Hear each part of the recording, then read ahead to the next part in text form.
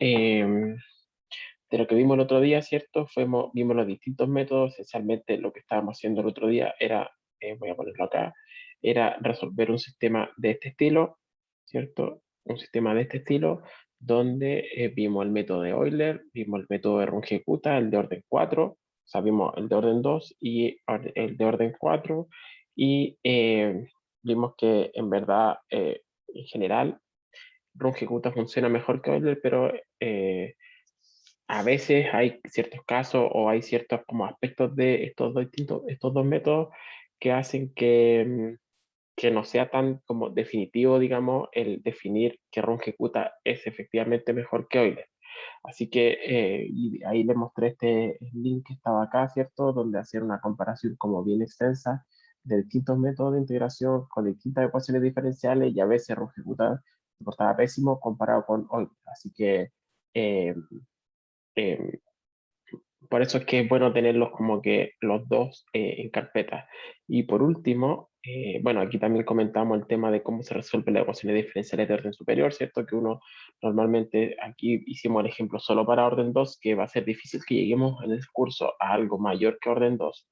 Eh, Uno hace este cambio de variable y simplemente entonces escribe esta ecuación, que es una ecuación de orden 2, la escribe finalmente como dos ecuaciones de orden 1, ¿sí? Y ese es como uno normalmente, una de las formas de resolver, por ejemplo, las ecuaciones de Newton, que son esencialmente algo así de ese estilo, para una partícula, ¿sí? Entonces, y aquí entonces una vez que yo tengo esto, puedo ocupar ya sea Euler, Runge-Kutta o el método que se me antoje para resolver esa ecuación, ¿sí?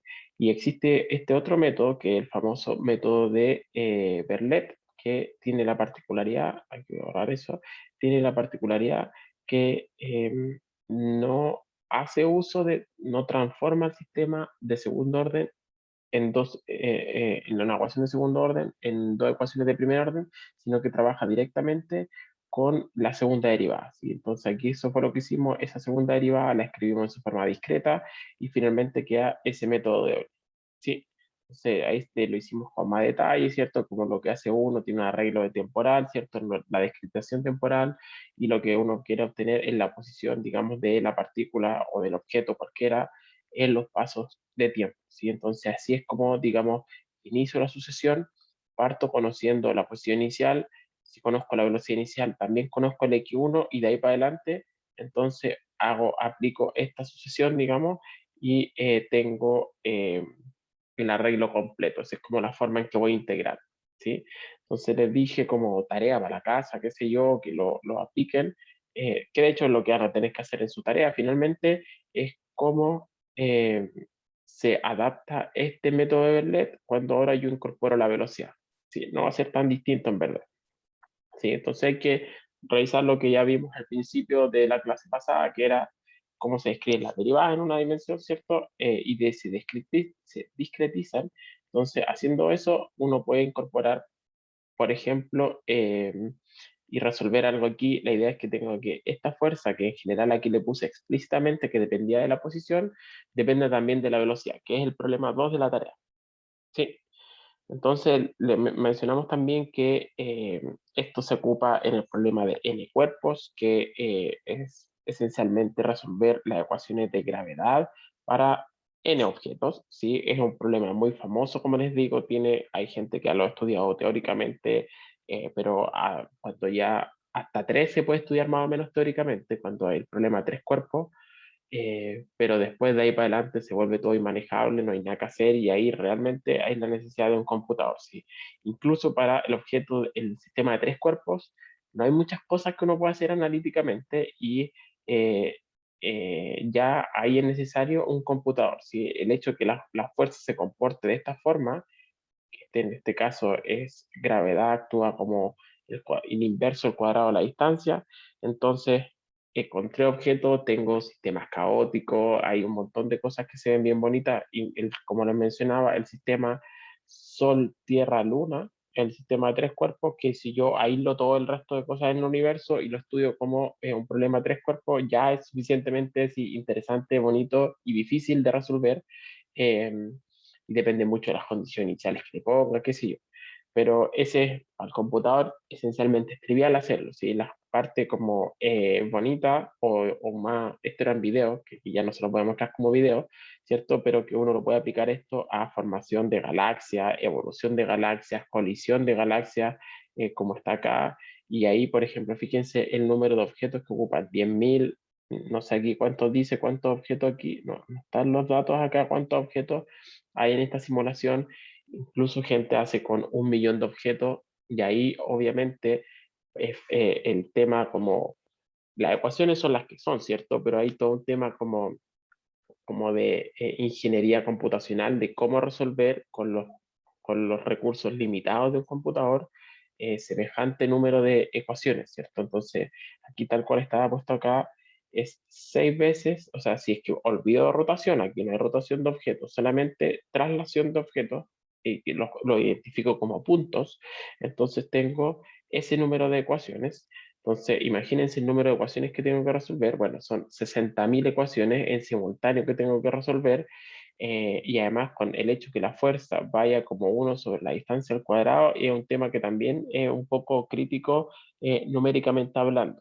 ¿Sí? Entonces, por eso les decía que hay hartos como algoritmos acá que tengo que la gente ha inventado, que ha aplicado para poder resolver esto de manera un poquito más eficiente, de hacer uso de paralelismo, de escribir estas cuestiones también en GPU. En fin, hay harto de ingeniería computacional en esto, ¿sí? Así que es como un área en la que uno se puede ir explorando si le gustan este tipo de cosas. Sí, existen otros problemas que son los que les mencioné el otro día, aquí estarán videos, pero de los medios granulares, ¿cierto? Que quizás se los puedo mostrar ahí mejor, ¿no?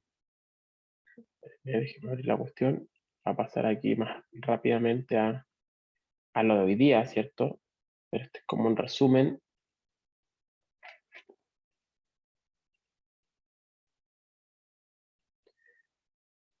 ¿cierto? Medio granular esencialmente es una colección de rocas, de partículas irregulares, ¿cierto? Pero que interactúan principalmente por fricción y por colisión directa. Así como algo bien sencillo y en general uno incluso desprecia los efectos de humedad muchas veces, no necesariamente, pero al menos de líquidos, ¿sí? Es como siempre vamos a estar pensando en como partículas secas, ¿sí? Como en estos casos que están acá, ¿sí? Entonces hay distintas situaciones que uno puede estudiar con esto y aquí la clave son los contactos, ¿cierto? Como se ven todos estos problemas, el contacto entre partículas es una cuestión clave y por eso es que y esto simplemente sale de resolver las ecuaciones de Newton. Este problema es bien famoso, muy conocido, pero es bien bonito. Fíjense aquí lo que nos está mostrando, que uno puede ir jugando este es un tambor rotante, ese famoso problema del tambor rotante, puede ir jugando con la velocidad de rotación del tambor y va a ir teniendo distintos tipos de comportamiento. Aquí es cuando va bien, bien rápido, se forma esta como cascada de cuestiones. Si es que es un poquito más lento, se forma una forma de S, donde estas partículas ya no vuelan. Si va más lento, es una pendiente constante. Si va aún más lento, esta cuestión va como oscilando, sube, baja, en fin.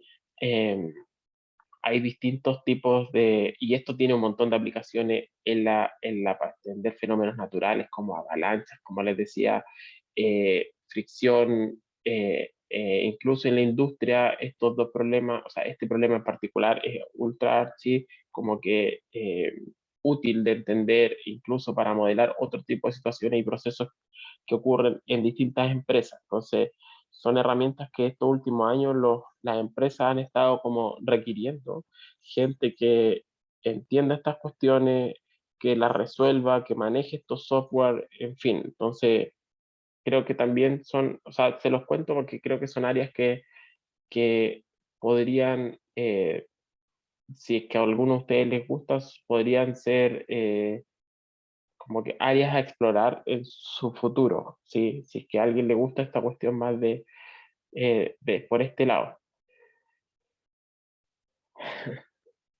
Sí, no, y en verdad no son, yo he aprendido hace unos años nomás a ocupar estas cosas, así que no son tan difíciles.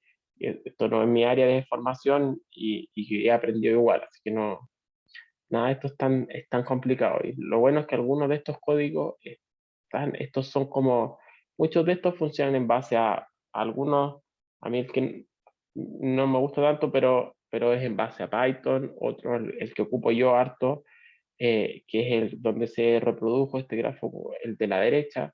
Esta animación de la derecha se ocupan en C++, son esencialmente librerías que uno le instala en C++, o sea, un programa que está basado en C++, uno lo instala y después tiene que escribir un archivo de configuración, la parte como de puramente de programación, así como de que cuál es la pega del programador en este caso, es escribir un archivo de programación, que es donde yo le digo al programita qué tipo de condiciones, qué tipo de problema quiero resolver, básicamente. Eso es lo que quiero, eh, eso es lo que le tengo que decir al programa. Por ejemplo, en este caso de la derecha, le tengo que decir al programa, mira, la verdad es que las partículas tenía, por inventar, 20.000 partículas contenían en este rectángulo con tales y tales dimensiones, están originalmente todas con velocidad inicial igual a cero y de repente saco una barrera y quiero ver cómo evoluciona esto, si es que, por ejemplo, ese ángulo de inclinación acá es de, no sé, 30 grados y le tengo que decir cuál es la fricción, cuáles son. Entonces le doy como las instrucciones y las condiciones iniciales del problema y después el programa es el que se las encarga de calcular estas cuestiones. Entonces hay dos pegas. La primera es como escribir este famoso archivo de configuración y después una pega posterior, una vez que esto ya se demoró, no sé, un día, 2 días o lo que sea en simular, después extraer la información concretamente acerca de una vez que el programa escupe posiciones y velocidades de todas las partículas en función del tiempo, entonces tengo que analizarla, ¿sí? Entonces, por ejemplo, aquí me está mostrando energía cinética, este colorcito. Entonces, a lo mejor yo me gustaría saber cuál es la longitud de esta zona de azul, por ejemplo, donde la energía cinética, por el diagrama de colores que se ve acá, fíjense que azul es bien chiquitito, rojo es bien grande. Me está diciendo las partículas en esta zona azul tienen súper poca energía cinética, prácticamente no se mueven. Las que se mueven en verdad son estas que están por arriba y por abajo, pero hay una zona donde no se mueven. A lo mejor me gustaría saber cuánto mide esta zona de donde las partículas no se están moviendo. Entonces tengo que programarlo. Ese programa no me lo entrega directamente. Lo que me entrega son posiciones, velocidades y velocidades de rotación respecto a sus ejes principales en función del tiempo. Entonces, y eso en general es lo que ocurre en todos los sistemas. Acá es lo mismo. Aquí es un sistema de partículas irregulares y también me va a entregar siempre eso. Si yo quiero calcular fuerzas, tengo que programarlo aparte. Tengo que, entonces, me entregan un set de resultados, pero uno tiene que después, el análisis posterior es el que lo tiene que hacer, entre comillas, a mano o programarlo, ¿cierto? Aparte, ¿sí? Se lo estoy contando esto con harto detalle porque es algo que quiero que aprendan a ocupar, ¿sí? No es, les voy a mostrar que no es tan difícil. El programa el que yo me manejo es este Mercury, si quieren lo buscan en internet, Mercury DPS, el problema está todo en inglés, ¿ah? Así que no sé cómo andan en el inglés, los pregunté creo que una vez. Eh, pero esencialmente lo que resuelve son ecuaciones de fuerza para todas las partículas y ecuaciones de torque para encontrar la rotación entre ellas, ¿cierto? Ellas pueden estar rotando y entonces tiene que resolver finalmente, pucha, lo tenía anotado acá, parece, pero son 3 ecuaciones de fuerza, 3 ecuaciones de torque para cada una de las partículas. Sí, para cada partícula, para cada contacto son 3 fuerzas, o sea, 3 ecuaciones, porque en eje X, Y, Z, 3 ecuaciones de torque, son 6 ecuaciones por partícula, nuevamente. ¿Sí? Eh, así que, y también en este caso es importante que los sistemas, los códigos tengan algún tipo de búsqueda de vecinos, porque si no, si quiero encontrar, por ejemplo, hay zonas donde por una cuestión de geometría sé que están tan lejanas las partículas que no se van a estar tocando y no quiero hacer una búsqueda cuando quiero saber si es que esta partícula con cuáles se está tocando para poder resolver estas famosas 6 ecuaciones, tengo que saber con qué partícula se está tocando, ¿cierto? Entonces es importante que haya como un algoritmo eficiente de búsqueda de vecinos, sino busque todas con todas, básicamente. Entonces, eh, esto ya es más detalle interno del código, uno no lo programa, esto está simplemente incorporado nomás. Escucha, me estaba mostrando mi iPad y ustedes no están viendo mi iPad. Eh, eh, Esto le decía, las ecuaciones de torque que resuelve, las ecuaciones de fuerza que resuelve, entonces son 6 ecuaciones por partícula y que después es importante, como les mencionaba recién, que sepas dónde están los vecinos porque no quiero buscar todas con todas, ¿cierto? Es súper poco eficiente. Eso, le comentaba recién, es parte interna del código, así que no, uno no se mete con esa pega, porque la hace internamente y la mayoría de los software que andan por ahí, ya sea pagados o de código libre, deben tener algún tipo de algoritmo para reconocerlo, porque si no son impracticables. Si quiero modelar 500.000 partículas, no lo hacen nunca. ¿Sí? Así que eso. Otra de las aplicaciones para resolver estas ecuaciones diferenciales es que nos sirven para entender los sistemas no lineales. ¿Sí? De hecho, con esto es lo que vamos a empezar ahora en la clase de hoy día. Quería hacer como un repaso, dado que al final pensaba no hacerlo la semana pasada y lo hice igual, se me fue y lo terminé haciendo igual. Es mostrando entonces este tema de los sistemas no lineales y que la mayoría de las cosas, como que uno, o sea, no la mayoría, pero hay hartos sistemas en la vida que uno puede entender como un sistema no lineal. Vamos a ver a qué me refiero. Así como crecimiento de poblaciones son los ejemplos como emblemáticos de un sistema no lineal que se describe mediante una ecuación diferencial y que nos gustaría describir entonces y entender el comportamiento y esas cosas. Hay otros modelos que tienen que ver con eh, ah, eh, se me fue la palabra. Filo, después la voy a encontrar. Así que lo que nos vamos a centrar hoy día es en justamente aplicar esas cosas ahora a los sistemas no lineales. ¿Sí? ¿Alguna pregunta, chiquillo? ¿No? Ah, a propósito, ¿alguien vio la tarea, no?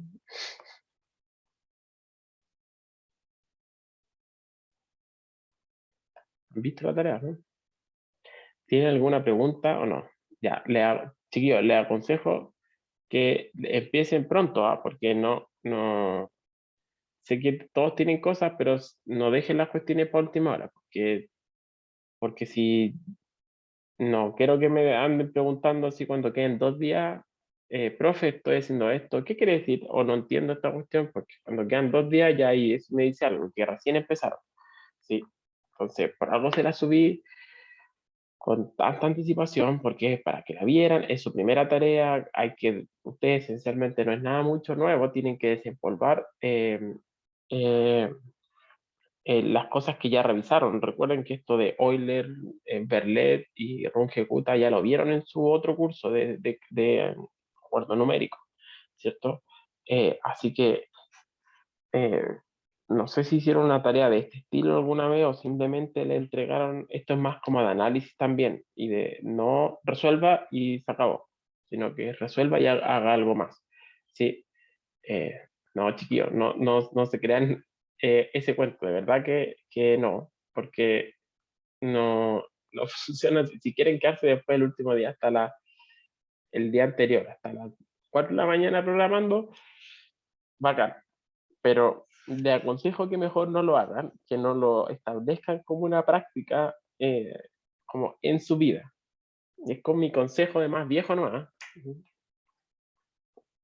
pero échenle una mirada y es mejor que salgan las dudas ahora que salgan a última hora.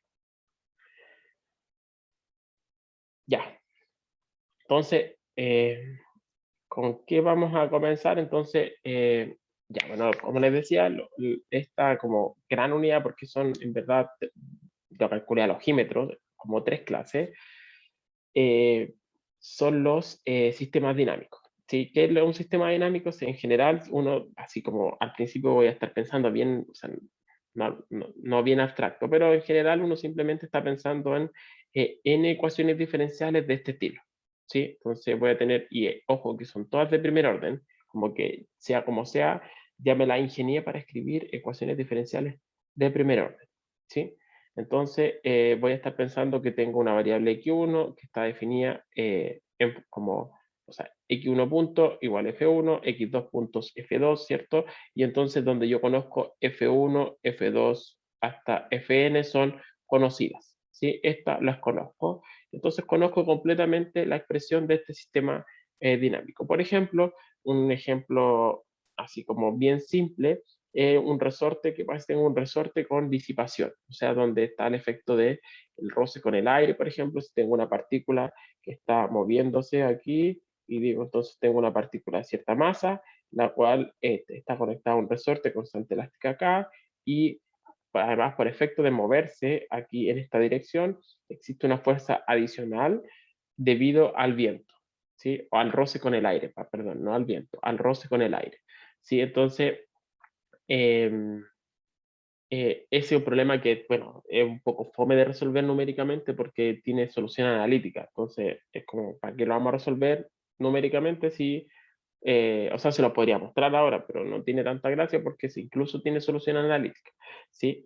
Eh, Así que, como les decía, entonces, ¿qué pasa si tengo una fuerza de este estilo? Entonces, un sistema, mi sistema de ecuación, o sea, mi ecuación original de dado de F igual m por a, entonces simplemente se escribe de esa forma, donde recuerdo que la velocidad es justamente la derivada de la posición y por lo tanto, entonces haciendo el cambio de variable eh, clásico que ya les mencioné, si es que me defino que la velocidad es justamente la derivada de la posición, entonces tengo que ese sistema, esta ecuación de segundo orden, como les dije, se escribe como un sistema de dos ecuaciones de primer orden, ¿sí? Entonces esto sería justamente un sistema que cumple con la definición que dimos anteriormente, ¿sí?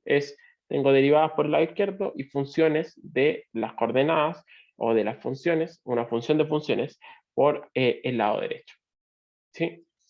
Así que eso es lo que vamos a estar como estudiando y vamos a ver como distintas como eh, ejemplos y entendiendo esta cosa así como que las soluciones numéricas y en los sistemas, ¿por qué?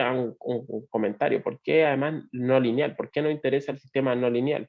Porque en general los sistemas lineales son más fáciles o sea, son fáciles de resolver analíticamente, ¿sí? Y tienen propiedades más simples, ¿sí? Como los sistemas lineales son muchas veces más fome, ¿sí? Los sistemas no lineales son los que son más interesantes, son los que no puedo resolver analíticamente o son más intratables analíticamente, pero la gracia es que me entregan resultados y en general la naturaleza es no lineal, ¿sí? Entonces, y es compleja y por lo tanto los comportamientos que muestran los sistemas no lineales son complejos, ¿sí? Y por eso es que ahí donde el computador entra en su gloria y majestad porque me permite visualizar cuestiones en tres dimensiones, qué sé yo, que de otra forma sería muy, muy, muy difícil. Entonces, primero, ¿a qué me refiero con sistema lineal o no lineal? Se dice lineal si todos los términos del lado derecho cambian linealmente, y si no, el sistema es no lineal. Por ejemplo, el ejemplo que les de acá es un sistema lineal. Fíjense que aparece x2, o sea, potencia 1, x2 elevado a 1, x1 elevado a 1. Pero si, por ejemplo, yo lo hubiese dicho que en vez de esta fuerza, a lo mejor la fuerza iba como menos b por la velocidad al cuadrado, entonces, perdón, k por x, entonces en este caso, y ahí no es lineal, pues, porque me hubiese quedado en este caso un término aquí al cuadrado, ¿sí? Entonces ya basta con un término que vaya al cuadrado, o sea que vaya con una potencia distinta de 1, y en ese caso el sistema se llama no lineal. Entonces, el péndulo clásico es un clásico sistema de un sistema no lineal. Entonces, pues, supongo que de alguna de estas cosas se acuerdan. Si uno quiere describir qué pasa cuando tengo un objeto aquí de masa m, la cual que es el problema de su tarea, ¿cierto? El problema 1, y hay un ángulo θ, entonces la ecuación que es por la que se rige este péndulo, entonces es esta ecuación que está acá, ¿sí? Entonces, esa es la ecuación que queremos resolver y uno dice, esta ecuación, su forma general es no lineal, pero yo a veces la puedo linealizar, que se llama, que digo, pero mira, fíjate si que el ángulo este es pequeñito, entonces esa función seno de θ, el seno de θ se aproxima a θ y por lo tanto esa ecuación se vuelve esta que está acá, ¿sí? Son cosas que esto vimos en física 2, no quiero recordar con detalle, estoy mostrando simplemente que un ejemplo de ecuación no lineal y un ejemplo de ecuación lineal, ¿sí? Entonces aquí está directamente la variable, entonces está bonito. En cambio aquí ya tengo una función fea, la función seno fea en ese sentido, porque es no lineal, ustedes saben que se comporta así, ¿cierto? Entonces eso es algo claramente no lineal, ¿sí? Entonces el comentario de hace un rato tiene que ver con que los sistemas lineales, ya sea un sistema de ecuaciones o una ecuación, son, por así decirlo, fáciles o simples de resolver, eh, mientras que no lineales, no. Sí, eso es lo peludo, sí. Entonces, aquí un resumen de esto, fíjense aquí, número de variables, se refiere al número de variables en este sentido, ¿ah? Número de variables así, en cuántas funciones yo tengo, ¿sí? Entonces, y por otro lado, entonces en el eje horizontal tengo el número de variables, en el eje vertical estoy hablando mal, el grado de no linealidad, ¿sí? Entonces, por ejemplo, si tengo solo una ecuación, entonces n igual a 1. Si tengo solo una ecuación, esto lo que me está resumiendo acá es como el tipo de comportamiento que puedo tener, ¿sí? Entonces, aquí lo que está en cursiva me muestra el tipo de comportamiento que puedo tener, ¿sí? Y aquí ejemplos emblemáticos de los distintos casos. Eso es cuando son sistemas lineales. Entonces, por ejemplo, voy aquí a hacer un zoom. Entonces, por ejemplo, para n igual a 1, o sea, con un solo tipo de ecuación, lo único que puedo tener, en verdad, incluso el equilibrio es bien fome, es bien raro que se dé, pero son tres cosas, como dice aquí: crecimiento, decaimiento o equilibrio. O sea, no hay mucho más que hacer aquí. Entonces aquí dice ejemplos en la vida, dice crecimiento exponencial, circuitos RC, decaimiento radioactivo. Esencialmente puedo tener cosas que, como en función del tiempo, si mi variable se llama X, puedo tener algo así, que crezca, perdón, que crezca exponencialmente o de alguna forma, pero que sea crecimiento sostenido, decaimiento sostenido o derechamente algo que se llama el equilibrio, que quede todo el rato en la misma área, que es el caso FOME y que es bien raro que se dé, pero existe, ¿sí? Que es cuando todo es una constante. Entonces, no puedo tener ningún otro tipo de comportamiento, o crece indefinidamente o decae indefinidamente, ¿sí? Ese es cuando tengo solo una variable. ¿Qué pasa cuando tengo n igual 2? Ya empiezan a hacer cosas un poco más interesantes. Cuando tengo dos variables que quiero, que están acopladas, entonces puedo tener oscilaciones, ¿sí? Y casos bonitos son, obviamente, eh, el oscilador. Fíjense que n igual 2 se refiere al número de ecuaciones, y no al número de objetos, necesariamente.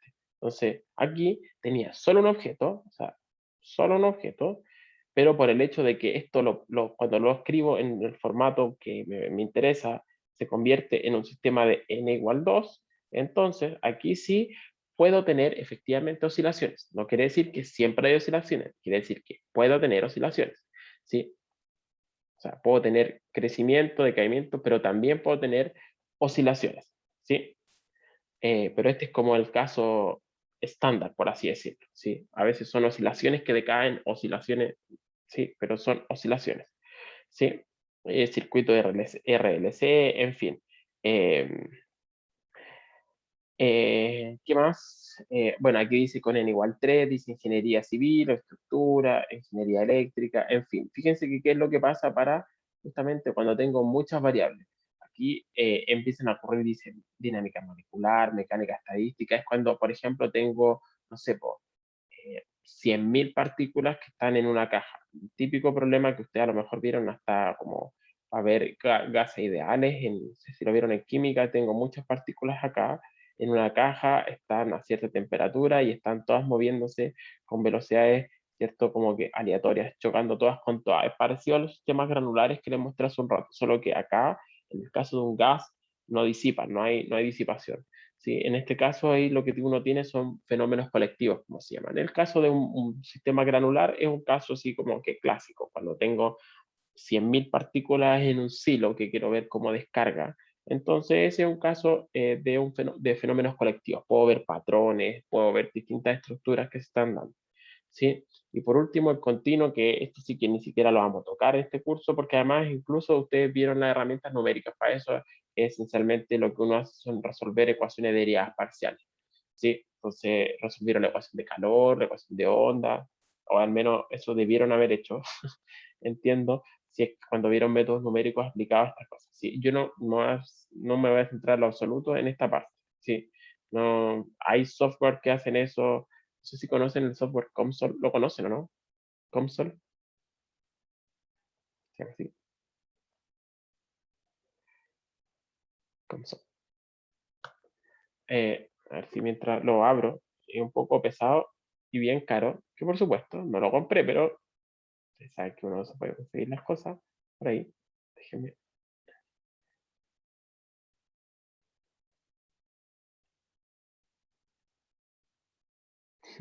me están grabando, es normal. Espero que los dueños de console no me estén pendientes. Bueno, todavía no subo el video a YouTube, así que nadie me podría pillar. Ya, entonces, mientras les muestro, es un programa así súper mega caro, vale, mucha plata, pero que también las empresas lo ocupan, así que si es que a alguien como le interesa, como le digo, igual tiene harta sutileza, como que hay que saber ocuparlo, ¿ah? Yo no soy experto en esta cuestión, lo he ocupado para cosas bien chiquititas nomás, esencialmente como para hacer algunos ejemplos en clases de curso de electro. Sí, les voy a mostrar aquí rápidamente.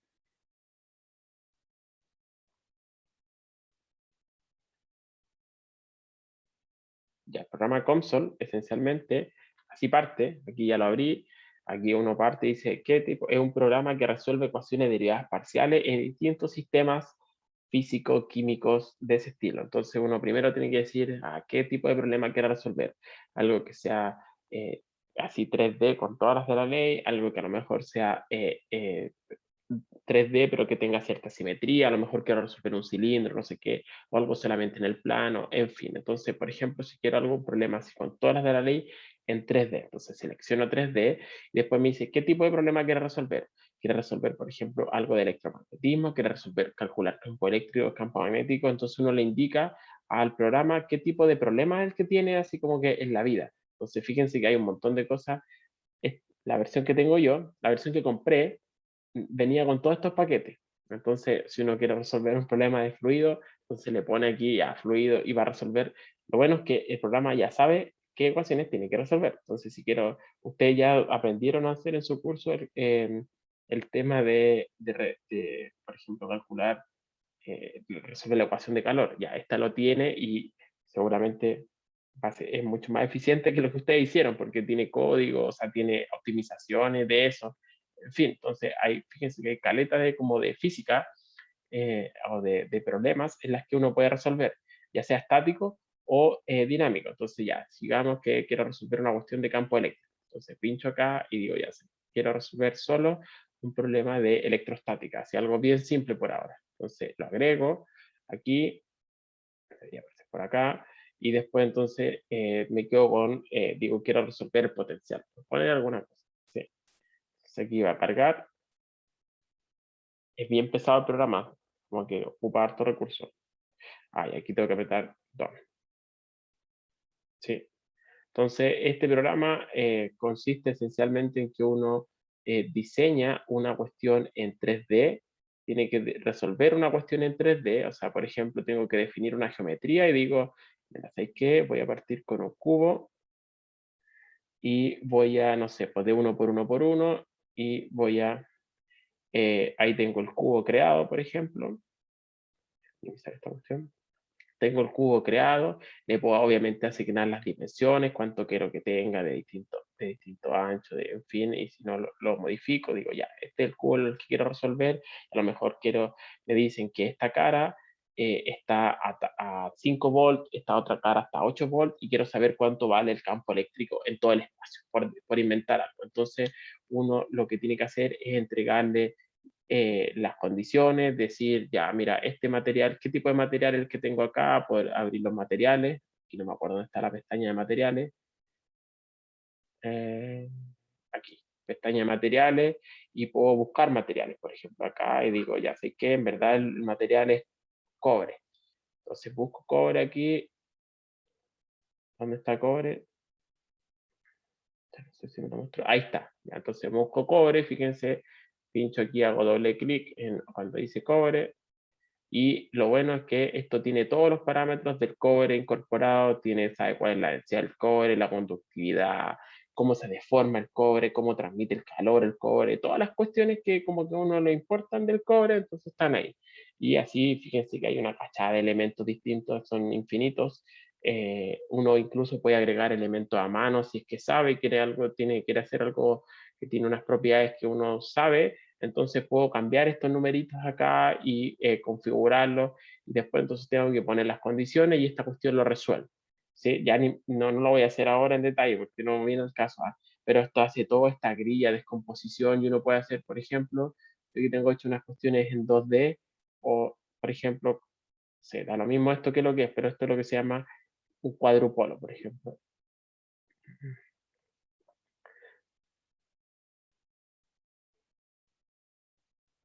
Hace toda esta grilla que se llama mesh, no sé si saben, entonces, y resuelve esta cuestión, por ejemplo. Y me encuentra entonces el potencial eléctrico, me encuentra el campo eléctrico y tengo opciones de visualización y todo eso. ¿Sí? Entonces tengo otras cosas, no sé si tengo algo en 3D. Mm, no sé si tengo, a ver, parece que no estoy seguro, chiquillos. Que era para mostrarle algo en 3D que es bien bonito. Ese era un problema en 2D solamente. Alguna vez hice estos ejemplos, ya ni me acuerdo cuál era cuál. Aquí está. Fíjense, miren lo que hice. Una cuestión, hice como un imán, ¿sí? Y una barra aquí en el costado. Y quería ver cómo, por ejemplo, que me mostrara la fuerza a la que el imán atrae a este objeto, a esta barra. Imagínense que este es una herradura, típico imán como de herradura, y, eh, y esa otra barrita representa un pedazo de metal, ¿sí? Entonces me gustaría saber a mí cuál es, ya no sé por qué se hizo eso, lo puedo rotar, ahí sí. Me gustaría saber a lo mejor cómo son las fuerzas, la energía, qué sé yo. Entonces este programa lo puede calcular estas cosas. Pero obviamente hay que saber programar acá internamente, hay que ver aquí la grilla que ocupó, fíjense aquí, donde dice mesh, fíjense, eso es lo que está haciendo. Aquí está haciendo la discretización. Aquí yo ya lo hice antes. No me demoré tanto, a veces unos 20 minutos puede resolver un problema, ¿ya?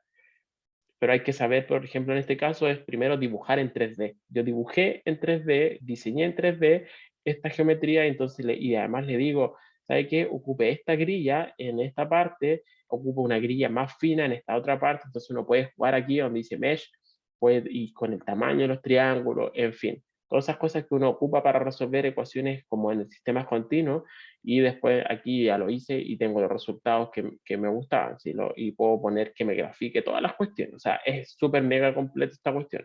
Como les digo, yo ni siquiera no soy experto en esto, he aprendido así todo eh, con tutoriales por ahí y por acá. ¿Sí? Eh, ¿Se puede ver con una esfera? Sí, sé que uno hace la geometría que quiera. O sea, realmente la geometría que quieran la puede ir resolviendo. O sea, diseño, que eso es lo bonito. Aquí, si ustedes busquen COMSOL, así se llama, bueno, COMSOL Multiphysics, eh, se ocupa en ingeniería. De verdad, la industria no lo ocupamos los físicos, porque en general uno prefiere irse por otro camino, quizás más largo, ¿no? Se ocupa en la industria, de verdad. Lo ocupan pagan esto porque vale como 20.000, 25.000 dólares COMSOL, o sea, es caleta de plata, sí, es mucha plata, no es como para que un usuario así como en la casa voy a comprarme COMSOL porque quiero aprender a hacer estas cosas, no, lo ocupan las empresas, son súper caros estas cuestiones, y les decía, por ejemplo, a veces quiero ver cómo se deforma un objeto cuando, no sé, lo caliento, por inventar una cuestión. Tengo una barra metálica y le pongo una cuestión aquí, calor, y quiero ver cómo se empieza a propagar el calor y cómo se empieza a deformar esta cuestión. Eso lo resuelve esta cuestión. Tiene las ecuaciones, entonces tengo que saber como que decirle al computador cuáles son las condiciones. Entonces tengo que decirle, mira, sé que alguien está aplicando calor en esta parte, primero tengo que diseñar la escuadra. Imagínense que tengo una escuadra metálica. Entonces tengo que diseñarla en 3D, es decir, ¿de qué material es? Ya, es de acero de tipo no sé cuánto. Entonces, y así Console sabe cuáles son la rigidez de este material, sabe cómo conduce la temperatura, sabe cómo conduce la electricidad, sabe todos esos parámetros porque tiene una cachada de parámetros ya precargados. ¿Sí? Entonces, diseño esa cuestión y después le pido al programa que lo resuelva. ¿sí? Entonces, puedo hacer lo que quiera y eso, por eso es que lo ocupan a veces las industrias, porque quieren resolver y entender procesos que a veces hacer un experimento, y por eso es que lo que les mencionaba en la primera clase, quizás hacer un experimento, hacer las pruebas, puede ser muy caro. A lo mejor no tengo material de sobra, me sale muy caro conseguirme las cuestiones para saber cómo se quiebra tal cuestión. Se me está quebrando cada vez que ocupo una máquina, no sé qué, y me gustaría saber por qué pasa o cómo puedo mejorar esto en mi proceso. Es decir, a lo mejor si le agrego una barrita adicional, refuerzo el material y evito todos los problemas. Pero eso, ¿cómo lo puedo testear? A veces hacer un experimento numérico. Entonces, ahí entran en juego todas estas cosas, estas herramientas. Entonces, y por eso también tiene que ver con modelar. Por eso este curso también es de modelar. Yo tengo una pieza que puede ser súper, hiper compleja y a lo mejor no necesito agregarle todos los detalles a la cuestión. Entonces ya, la modelo. Voy a modelar, como decía al principio, una vaca como una esfera, ¿cierto? En la primera clase. Porque a veces con eso me basta. Y digo, ya, esto es muy burda la descripción que hice, mi modelo era muy picante, entonces le voy agregando ingredientes. ¿Sí? Ya sea en una descripción como geométrica, como en términos de las ecuaciones. ¿Sí? Entonces a veces puedo simplificar mis ecuaciones de tal manera que puedo rescatar los elementos esenciales que tiene. ¿Sí? Entonces, hay herramientas para esto. Creo que si es que a ustedes les gusta, aquí, como les digo, aquí es más de diseño y saber ocupar el programita. Obviamente también hay que ver, entender esta cuestión de atrás. Tiene más sutilezas también que lo que les estoy contando. Yo soy cero experto en esto. Lo he aprendido a ocupar de a poquito. Ahí, y a veces cuando quiero hacer algo nuevo, ya, me tengo que ir así como que a algún tutorial por ahí. Pero depende de la licencia, chiquillo. Yo creo que no vale 3.200.000. Porque el problema es que uno le va agregando, no sé si, o a lo mejor estoy muy desactualizado con los precios, pero esto cuando yo aquí le puse nuevo proyecto, y aquí esto, cada una de estas cuestiones que está acá, aquí está no sé cómo se llama, pongamos que se llama Toolbox, o el paquete de electromagnetismo, el paquete de acústica, el paquete de química, electroquímica, fluido, todas esas cosas que están acá se pagan aparte. O sea, debe venir con un mínimo de cosas y después cada cuestión, cada paquete, lo pago aparte. Existe otro programa que se llama, aparte recién, que se llama ANSYS. Se lo voy a anotar acá. Yo tuve hasta una cita una vez con ellos en la universidad, que nos fueron a ver hasta que me dijeron el precio. ANSYS es como la competencia de Comsol. Así que si quieren echarle una mira, también está por ahí. Yo no lo tengo, pero funcionan bien similares a este. Sí, me fui para otro lado, pero creo que igual es importante que ustedes como que vean otras áreas como de la computación y que quizás podrían ser de su interés y por eso les digo que dependiendo de lo que les guste, lo que les podrían ponerse a trabajar en eso. Sí. Ya, entonces, volviendo al tema acá, esto es lo que pasa cuando las cosas son como simples, comportamientos lineales, pero la parte más bonita acá, y en lo que quizás nos vamos a centrar en alguna de estas cosas, son los sistemas no lineales, ¿sí? Que es lo que se llama bifurcaciones, el mapa logístico, el péndulo. El péndulo, el caso, este péndulo es el que ustedes van a tener que resolver en el curso, ¿sí? En la tarea. La tarea 1, ¿cierto? Es del péndulo, pero el péndulo de verdad. El péndulo con el término, con este término. Sí, no el término, no el péndulo fome. Uno sabía que la solución es A seno de omega t más phi. Esa es la solución del péndulo fome y que se resuelve a mano, ¿cierto? Pero lo que yo le estoy pidiendo es esta solución. Esta solución no tiene forma analítica y por eso, y esto es debido a que es no lineal, ¿sí? Entonces le estoy pidiendo que estudien este sistema con las herramientas que tiene, ¿sí? Entonces la tarea es ese sistema, ¿sí? Y algo que quiero como centrarme porque tiene hartas como cosas, creo que son choras postea o no sé, o que, no sé, es el tema de caos, ¿sí? Que podemos estudiar para sistemas, por ejemplo, de n igual 3 en adelante, hay sistemas que presentan caos y que tienen hartas cuestiones de visualización y de como que gráfica, así que hay que programar cositas para y que si uno lo hace después sale súper bonito. Hay cuestiones que ya con los programas actuales, MATLAB, Python, es bien fácil de programar, ¿sí? Así que tampoco es que quizás es más difícil de entender que de programar, ¿sí?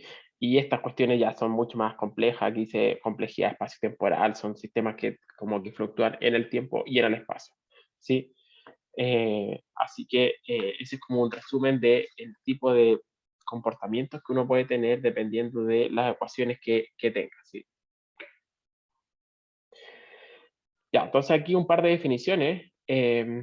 Entonces, dice, ¿qué es lo que se define el espacio de fase? Entonces, eh, supongamos que tenemos un sistema con n igual 2, así como para fijar la idea un poco. Entonces, si conozco, digamos que resolví el sistema, ¿sí? Entonces, si resolví el sistema, quiere decir que conozco tanto x1 como x2, ese serían como digamos que mi sistema que tengo es f1 y f2, ¿sí? Que son funciones de cosas, obviamente, incluso con parámetros, que después nos vamos a centrar en cómo cambian las soluciones como función de los parámetros, que eso es el tema de las bifurcaciones, ¿sí? Entonces, supongamos que yo soy capaz de resolver el sistema, entonces quiere decir que resolví y tengo, digamos, la trayectoria de x1 y x2, ¿sí? Entonces, quiere decir que si yo lo veo desde el punto de vista como gráfico, quiere decir que esencialmente puedo entender esto como que hay una curvita que mi sistema parte aquí a lo mejor y después hace esta cosa que está acá. ¿Sí? Entonces, esto se llama la trayectoria, pero en el llamado espacio de fases. ¿Sí? Cuando yo grafico x1 en un eje, x2 en el otro eje, esto sería mi trayectoria en el espacio de fases. ¿Sí? Eso, digamos, es una definición, es como para ir sentando como que un lenguaje en común solamente. ¿Sí? Entonces, eh, veamos primero una cuestión así como bien sencilla, que incluso este aquí no tiene mucha interpretación, aparte de la definición, digamos que eso lo dejamos por ahí nomás, porque nos vamos a centrar en una cuestión de un problema aplicado de todo lo que ya hemos visto hasta ahora, que es el crecimiento de población. Esto va a ser como uno de los ejemplos como emblemáticos, no sé, pero básicos que se ven siempre en este tipo de cursos para aplicar este tipo de herramientas, ¿sí?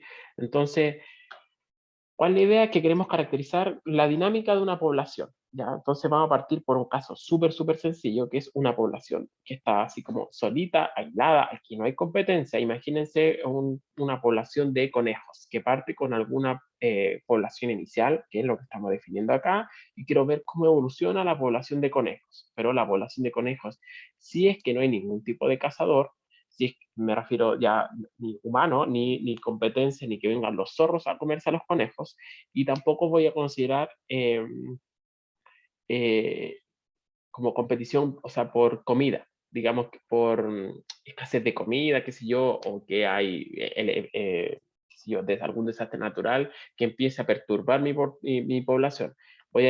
Simplemente voy a asumir de que esto, solo debido a, como a su tasa de reproducción, voy a modelar la población, ¿sí?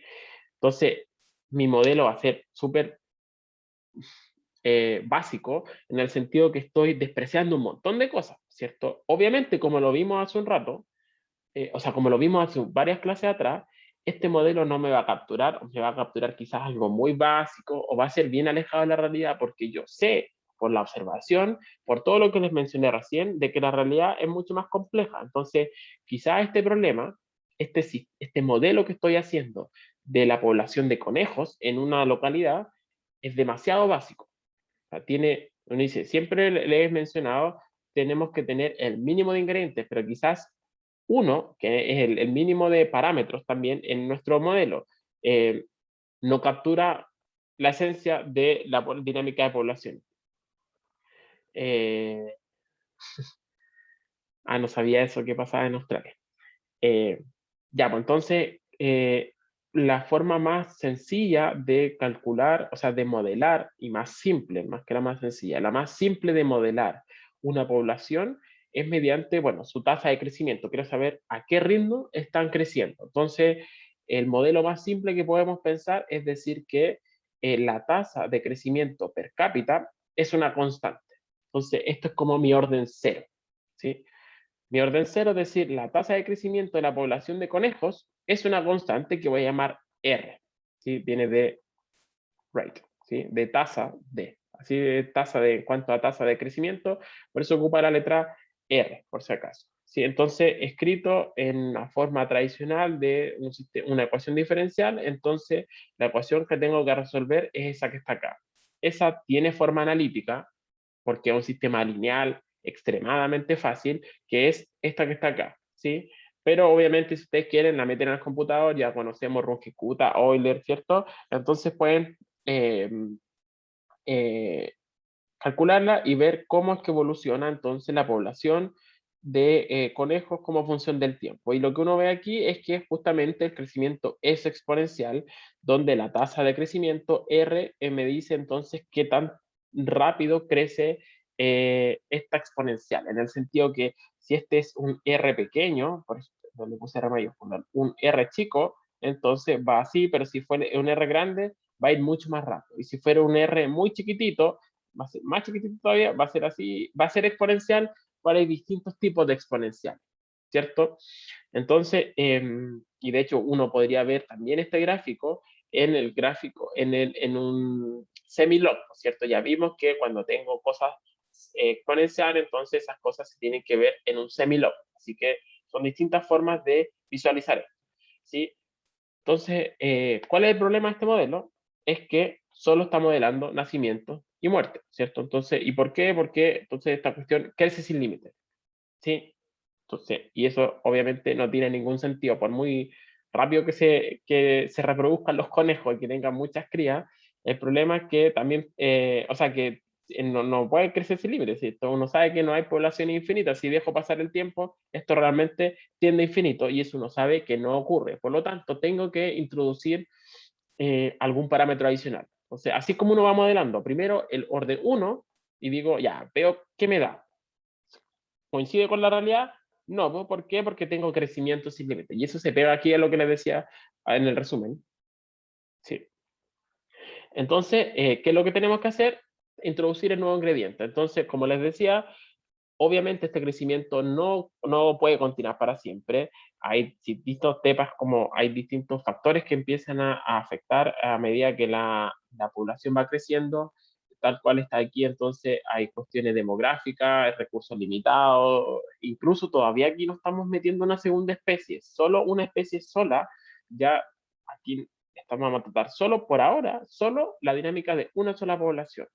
Entonces, una forma, la forma más sencilla de ahora de agregar nuevos ingredientes, considerando estos nuevos factores de esencialmente hacinamiento y recursos limitados, es lo que los demógrafos entonces lo incorporan de la siguiente forma. Entonces uno dice, en verdad, la tasa de crecimiento per cápita no es una constante, sino que cuando n se vuelve grande, entonces, aquí, perdón, que esa tasa per cápita disminuye cuando n se vuelve grande. O sea que si, justamente lo que les decía acá, esto era una constante. Eso no puede ser, ¿cierto? Uno debiera tener de que cuando esta tasa eventualmente, después, si parte en un valor, empieza a disminuir. ¿Cómo disminuya? No tengo bien cómo saberlo a priori, ¿sí? ¿Cómo disminuye? Esto podría ser algo así. Sí, una curva. Podría ser así. No sé, que efectivamente disminuya, pero que disminuye de qué forma, no tengo idea. La forma más sencilla que se me ocurre, así, y aquí nuevamente está como con el mínimo, la descripción mínima. La forma más sencilla que a mí se me ocurre es que haya un decrecimiento lineal. Podría ser otra, ¿sí? Pero nos vamos a quedar por ahora con que esta tasa, que el n punto partido por n, cambie linealmente. Eso es lo que quiero, ¿sí? Entonces, la primero es que disminuya, ¿cierto? Para poder como contener el crecimiento. ¿Y qué otra cosa quiero? Que cuando hay cuando se supera cierto valor, entonces la tasa de crecimiento se vuelva negativa. ¿Eso qué quiere decir? Que empiecen realmente que la tasa de mortalidad sea más grande que la tasa de natalidad, ¿sí? De manera como de controlar cómo va evolucionando la población. ¿Sí? Entonces, el modelo más simple sería este, pero no es el único, como digo. Entonces, si ahora incorporo que esto cambia linealmente, entonces me queda la ecuación que está acá, que se llama el famoso modelo o ecuación logística de población. Sí, me pasé en un minuto, chiquillo. Ya voy a dejar hasta acá, porque en la próxima clase vamos a empezar a como analizar esta famosa ecuación logística y vamos a empezar a ver al tiro el rol de estos parámetros R y K en los distintos modelos, ¿sí? Y eso es lo que vamos a ver, una parte como importante de esta primera parte, es la parte que se llama bifurcaciones, que uno cuando estudia el cambio de comportamiento y es como sustantivo de un sistema dinámico como función de un parámetro, ¿sí? Entonces, vamos a introducir estos conceptos mediante distintos ejemplos. El ejemplo más emblemático de todo es crecimiento de población. Entonces, quiero que nos quedemos hasta acá por razones de tiempo, nos quedamos hasta acá con la ecuación logística, entonces, que sería modificar este sistema bien simple, pero ahora asumiendo que la tasa no era constante, sino que realmente disminuye. Y vamos a ver entonces ahora cuáles son las soluciones de este sistema, de esta ecuación diferencial. ¿Sí? Y con eso vamos a ir avanzando en nuestra descripción. ¿Sí? ¿Alguna duda? No, digo, no consideré que fuera necesario. Me preguntaron, supuse que no era necesario, ¿verdad? Eso es todo lo que puedo decir. Creo que al final todo lo podemos ver acá en la práctica. Es como que ustedes programen, no, más que otra cosa, así que como les dije, la primera clase yo no les voy a enseñar a programar, es como que guiarlos, mostrarles distintas cosas, ver cómo se aplican, les voy a enseñar otras cosas para las que se aplica la programación. ¿Sí? No sé, depende de cómo estén sus notas finales, vamos a ver si es que la asistencia juega un rol o no juega un rol.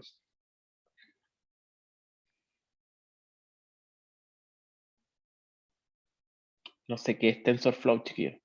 No sé qué es TensorFlow, Diego. No conozco TensorFlow. ¿En serio?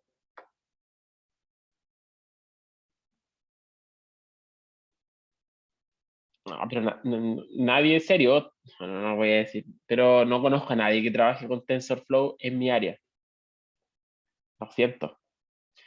Hay una que chiquilla se llama Jade. Si quieren ver otro programa que es en base a Python, si les gusta Python, Jade es bien parecido a Mercury, por si acaso. Es un programita también que hace de las simulaciones parecidas a Mercury DP. Sí, ya chiquillos, nos pasamos. Nos vemos el miércoles y por favor, se los aconsejo, empiecen a ver la tarea porque sería bueno que la echen una mirada, que la piensen al menos y que ahí me hagan alguna pregunta porque seguramente van a haber dudas de cosas, ¿sí? Así que no lo dejen para el último, sobre todo porque está para justo antes del 18, así que van a estar en otra después. Igual. Ya chiquillos, nos vemos, que estén bien, cuídense, chao.